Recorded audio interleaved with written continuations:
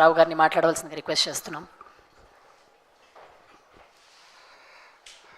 Hello అండి.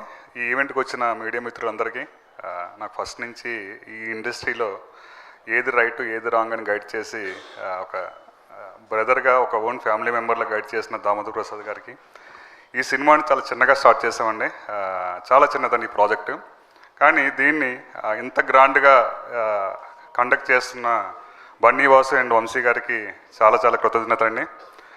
Coming to మా hero Trigun గారికి, హెబ్బా పటేల్ మేడంకి అండ్ సిరి అండ్ అఖిల్, వీళ్ళందరూ కూడా ఈ సినిమాని బాగా పెర్ఫామ్ చేసి, నేను ఈ స్టేజ్ మీద మాట్లాడుతున్నానంటే ఈ కథకి మొత్తం మూల కారణం ఈ అవకాశం ఇచ్చిన డైరెక్టర్ మన్నే శ్రీనివాస్ గారికి చాలా కృతజ్ఞతలండి. ఈ సినిమా గురించి చెప్పాలంటే చాలా సిల్లీగా స్టార్ట్ అయిందండి ఈ సినిమా. ఎలా అంటే, ఒకరోజు డైరెక్టర్ గారు నన్ను జస్ట్ డ్రాప్ చేయమన్నారు అంతే. మహా అయితే అది ఒక 500 మీటర్స్ డిస్టెన్స్ అండి అంతే. జస్ట్ బండి మీద వెళ్తున్నాం ఇద్దరం కూడా. వెంకట్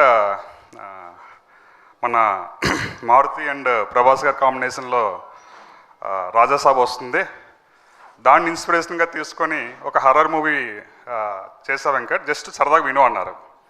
జస్ట్ ఒక 3 to 5 మినిట్స్లో కంప్లీట్ అయిపోయిందండి స్టోరీ.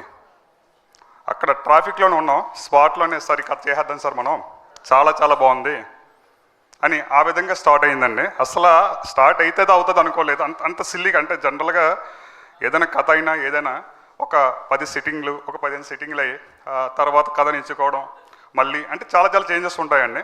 కానీ ఈ కథకి స్టార్టింగ్ పాయింట్ మాకు బాగా ట్రాఫిక్ ఉన్న రద్దీ ఏరియా అండి.